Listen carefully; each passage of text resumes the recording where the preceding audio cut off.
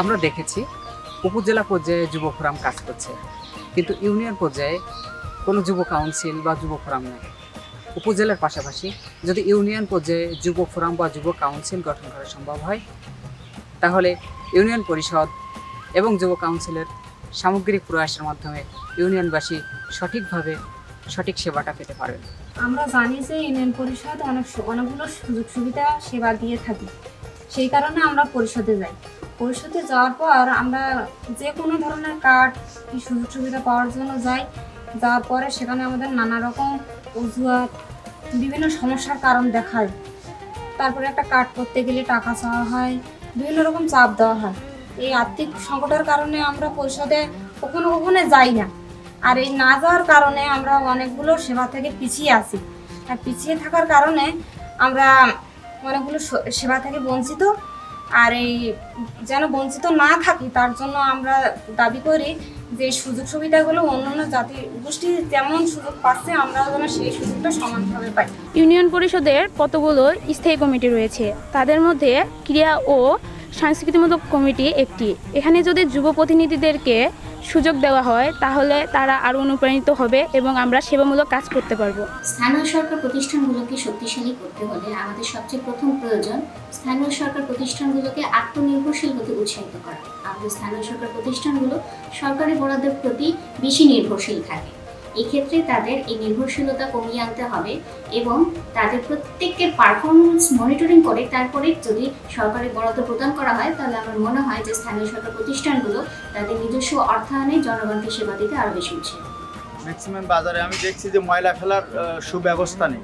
তো এদিকে যদি ইউনিয়ন পরিষদ ময়লা ফেলার জন্য কিছু ডাস্টবিন প্রত্যেকটা জায়গায় দিয়ে দেয়, তাহলে সেক্ষেত্রে বিক্রেতারা ওই ময়লাগুলো এক স্থানে ফেলাইয়ে বা একটা পরিচ্ছন্ন কর্মী বা একটা ভ্যান যদি ইউনিয়ন পরিষদ প্রতিটা বাজারে দেয়, তাহলে ইউনিয়ন পরিষদের সাথে বাজার এবং জনগণের সুসম্পর্ক হবে। পাশাপাশি হলো যে বাজারের একটা নির্দিষ্ট জায়গায় ময়লা ফেলার জায়গায় যদি ইউনিয়ন পরিষদ দেয়, সেক্ষেত্রে সুন্দর একটা পরিবেশ এবং ময়লামুক্ত একটা বাংলাদেশ গড়ে তোলা সম্ভব। ইউনিয়ন পরিষদকে আরও জনবান্ধব করার জন্য আমি কিছু সংস্কার প্রস্তাব করছি। ইউনিয়ন পরিষদের মাধ্যমে নারী উদ্যোক্তা, নারী কর্মসংস্থান বা নারীর ক্ষমতায়নের জন্য আলাদা বাজেট রাখা দরকার।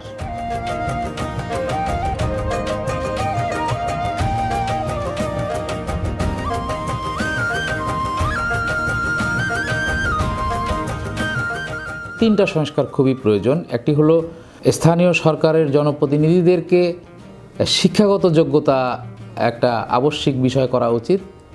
সদস্যদের জন্য কমপক্ষে এসএসসি এবং চেয়ারম্যানের জন্য কমপক্ষে এইচএসসি, উপজেলা চেয়ারম্যান এবং মেয়রের জন্য কমপক্ষে গ্র্যাজুয়েশন ডিগ্রি থাকা উচিত।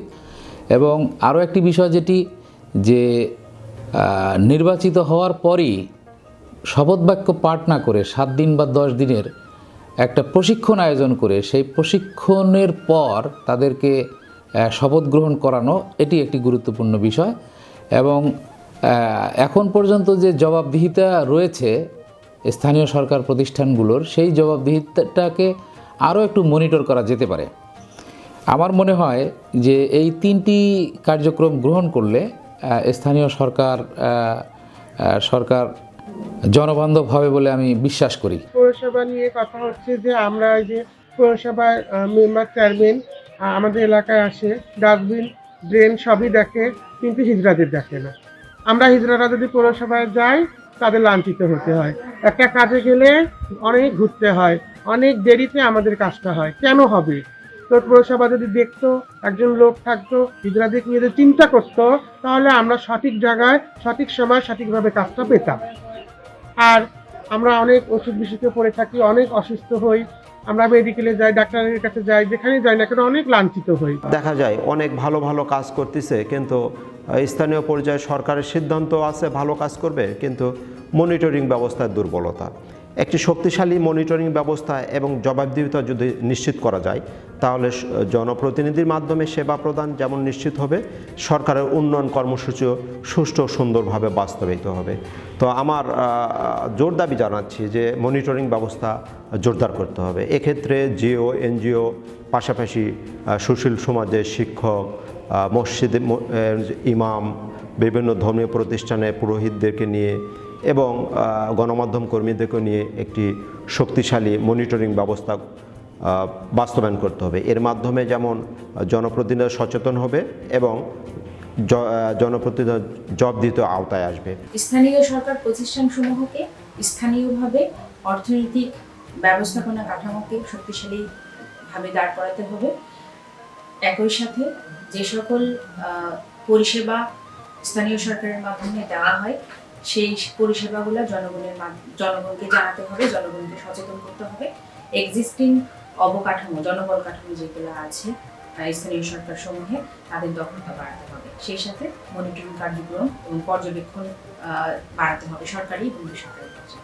ইউনিয়ন পরিষদ পর্যায়ে যেসব সেবাসমূহ চালু আছে তার ভিতরে যেমন গ্রাম আদালত একটি সুন্দর সেবাসমূহ। এই আদালতে আমরা বিনামূল্যে বিনা খরচায় আমরা সঠিক বিচার পাই। এলাকার কোনো খরচ হয় না লোকজনের।